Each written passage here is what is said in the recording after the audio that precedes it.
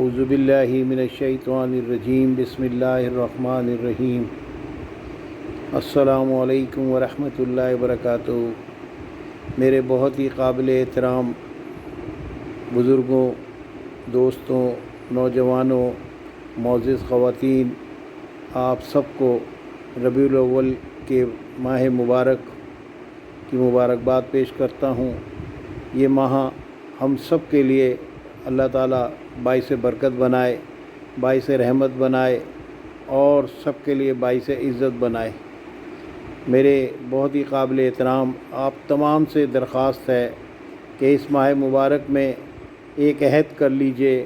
کہ اللہ تعالیٰ ہم سب کو نبی اکرم محمد مصطفیٰ صلی اللہ علیہ وسلم سے سچی محبت عطا فرمائیں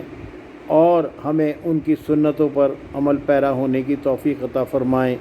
آمین ثم آمین۔ آئیے اس ماہ مبارک ہم سب یہ عہد کر لیتے ہیں کہ آج سے ہم درود شریف کا ذکر شروع کریں گے، صبح بھی، شام بھی اور رات کو سوتے وقت بھی۔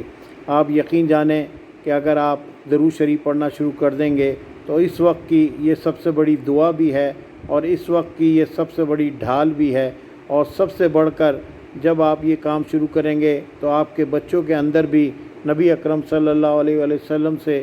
سچی محبت پیدا ہوگی اور ان کے دلوں میں بھی درود شریف کا ذکر جو ہے وہ جب آئے گا اور وہ جب اپنے دلوں سے اور اپنے